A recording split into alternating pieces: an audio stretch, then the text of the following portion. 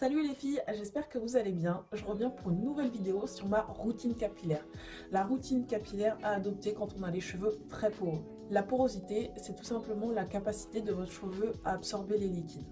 Et dans mon cas, après le test de porosité qui est assez simple, en fait, du coup vous avez un verre d'eau, vous mettez vos cheveux dedans, vos cheveux propres, et si ils flottent à la surface, c'est qu'ils ont une faible porosité, donc ça veut dire que l'eau et les produits ont beaucoup de mal à pénétrer.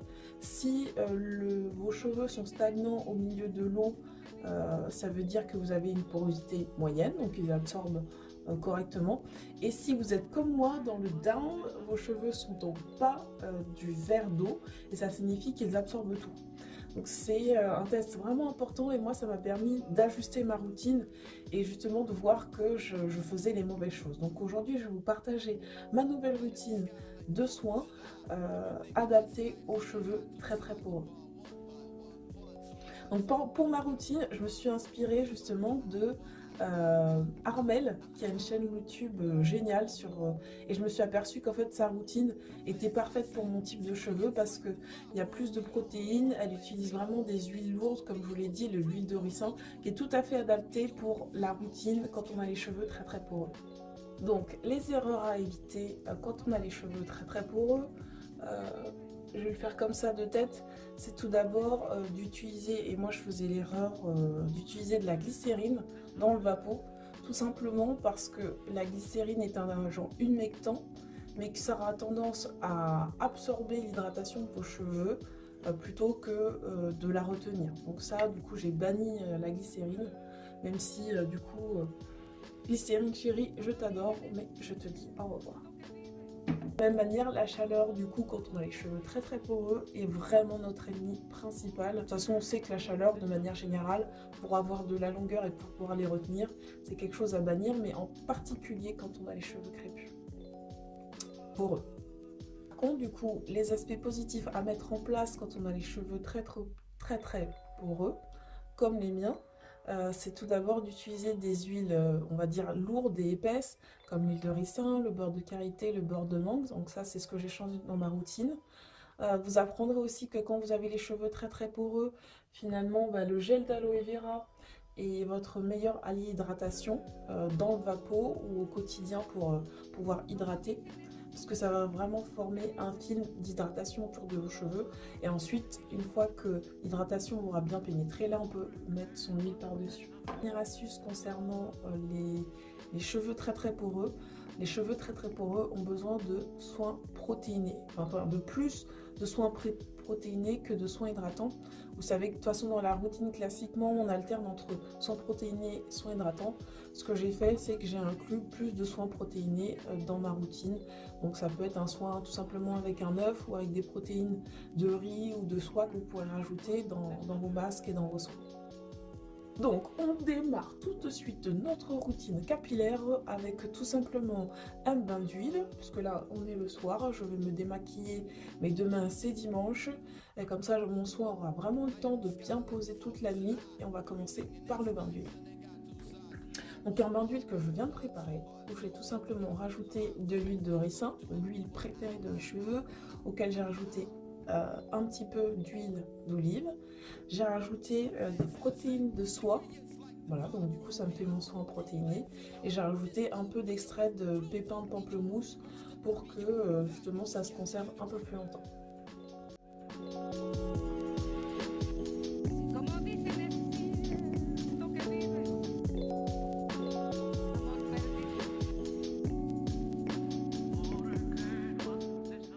J'en profite pour me faire un petit massage du cuir chevelu parce que ça c'est vraiment une petite astuce qui stimule la pousse. En plus les cheveux sont déjà doux en fait.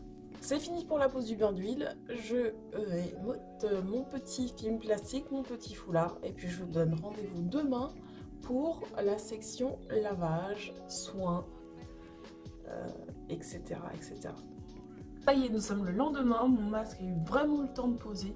Je sens que le soin a vraiment pénétré, l'huile a vraiment pénétré mes cheveux, ils sont tout doux. On va passer désormais au shampoing. Armel, j'ai décidé d'alterner shampoing et poudre indienne une semaine sur deux. Donc cette semaine, c'est la semaine des poudres indiennes avec de la poudre shikakai. Mais sinon, pour l'aspect shampoing, habituellement, du coup, j'utilise une base de shampoing neutre bio dans lequel je rajoute de l'huile de ricin. Donc pour mon mélange, là j'en ai fait un peu beaucoup. Vous pouvez commencer tout simplement avec 4 cuillères à soupe de poudre de shikakai, auquel vous ajoutez un peu d'eau chaude. Donc il faut que le mélange soit quand même entre les deux, semi-onctueux.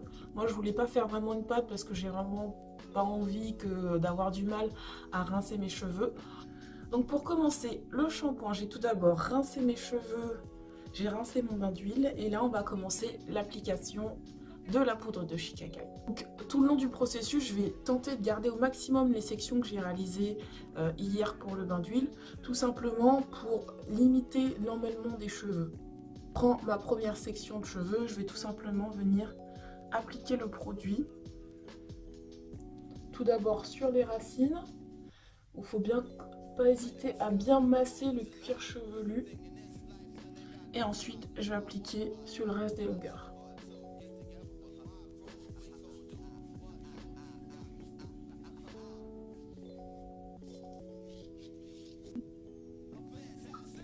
Parfois, on peut retrouver des nœuds, donc n'hésitez pas à prendre votre paire de ciseaux et à le couper pour éviter d'abîmer vos cheveux et de les arracher. Je viens de terminer l'application. Pour moi, utiliser les poudres indiennes, il faut absolument faire des sections sur vos cheveux parce que, ça vous permet de bien appliquer le produit sur l'ensemble de la chevelure. 2, ça permet aussi de bien rincer, bien de s'assurer qu'on n'a pas laissé du produit au moment du rinçage. Et troisièmement, pour éviter l'emmêlement des cheveux, car vous savez, le secret de la manipulation et le fait qu'on ne va pas casser ses cheveux, c'est le fait qu'on manipule le moins possible et qu'on laisse nos cheveux étirer le plus longtemps possible. Ça y est, le shampoing est terminé. On va maintenant passer à la section masque.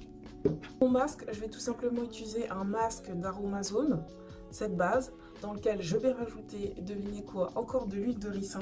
Et comme j'ai pas envie de graisser mon cuir chevelu, mon masque, je vais l'appliquer tout simplement sur mes longueurs.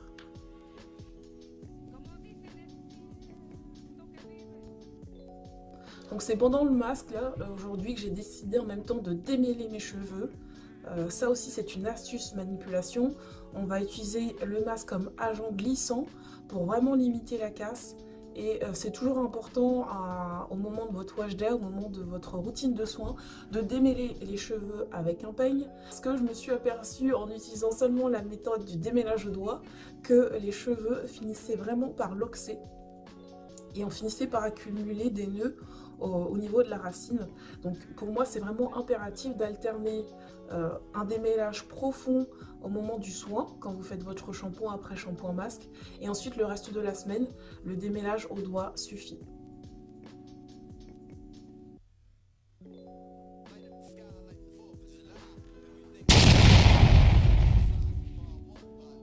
Donc toujours, on ne fait pas comme je viens de faire, on commence toujours par les pointes.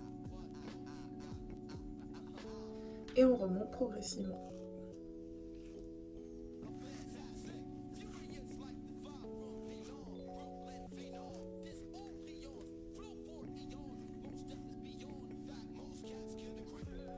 Hop.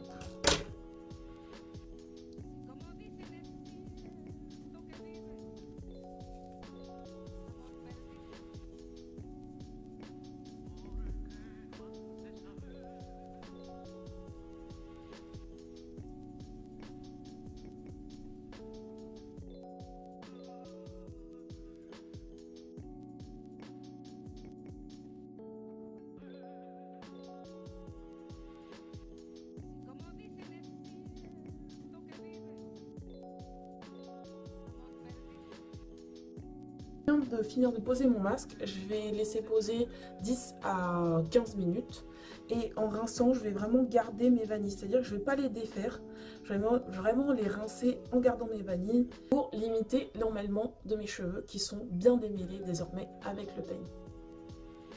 Et en attendant, je vais me faire un petit masque à l'argile pour mon visage.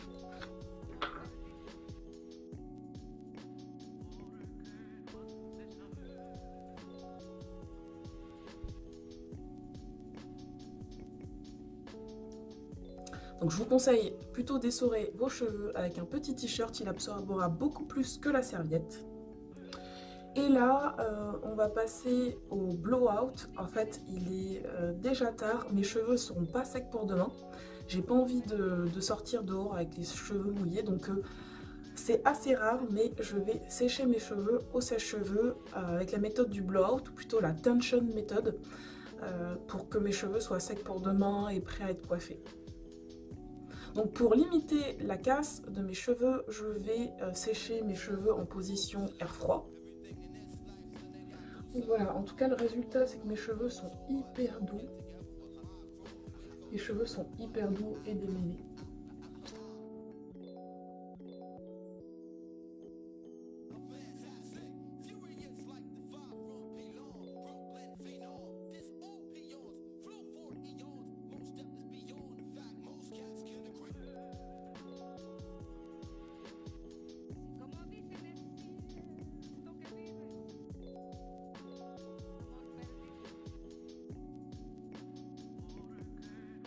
Donc ça y est, on arrive enfin à la dernière étape qui va être l'hydratation et la nutrition. Donc pour hydrater mes cheveux, je vais utiliser du gel d'aloe vera, comme d'habitude, mon meilleur ami, qui va me permettre vraiment d'hydrater. Je vais laisser poser quelques instants et puis ensuite je vais venir sceller l'hydratation avec un mélange de beurre de mangue, accompagné toujours d'un petit peu d'huile de ricin.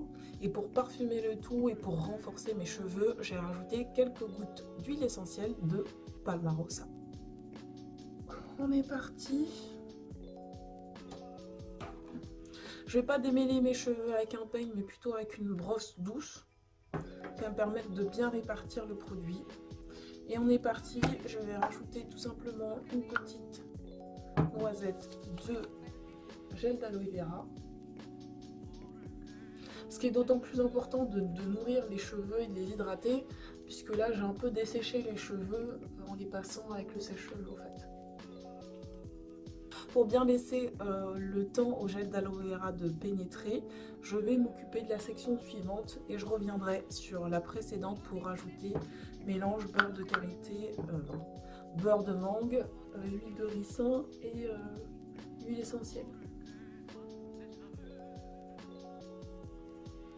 Et on voit tout de suite, dès qu'on les mouille, ça y est, le shrinkage est en train de faire effet.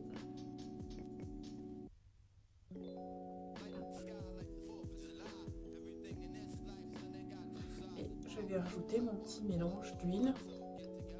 Alors il ne faut pas beaucoup, juste quelques gouttes.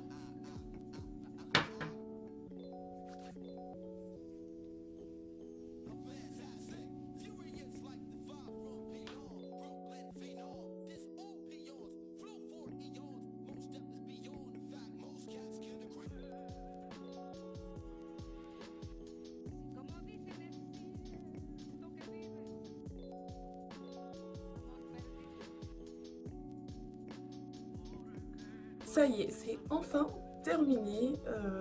Comme vous voyez, j'ai pas utilisé trop de produits. Et ça, c'est une autre astuce aussi à retenir dans la routine capillaire. C'est que vraiment, c'est pas la peine de mettre beaucoup de produits. Ça va venir... ça va être contre-productif dans le sens où ça va potentiellement étouffer vos cheveux. Donc, il faut y aller mollo sur les quantités des produits. En plus, vous ferez des sacrées économies. Et n'oubliez jamais le foulard qui est très important pour retenir l'hydratation, pour éviter que les cheveux s'en mêlent et pour garder vos cheveux hydratés. Surtout, je vais dévisser un peu les bantous. Je sens que c'est un peu serré, sinon je vais pas pouvoir dormir ce soir.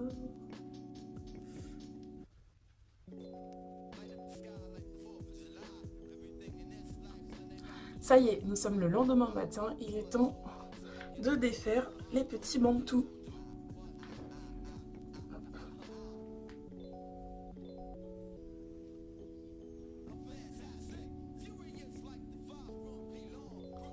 On défait délicatement.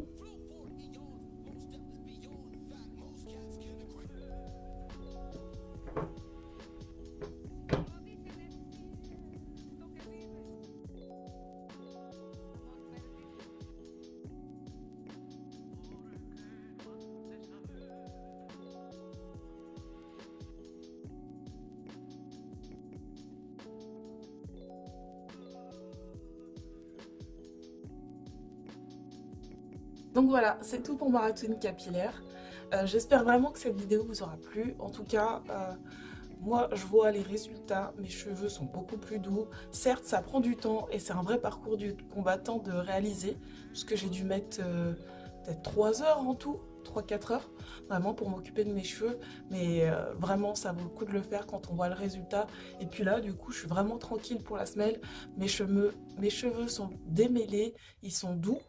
J'aurai juste mercredi à prendre un peu le vapeau pour hydrater en milieu de semaine, mercredi ou jeudi. Et là, du coup, je suis vraiment tranquille pour le reste de la semaine. À très bientôt pour la prochaine vidéo et je vous fais des gros bisous. Salut les filles!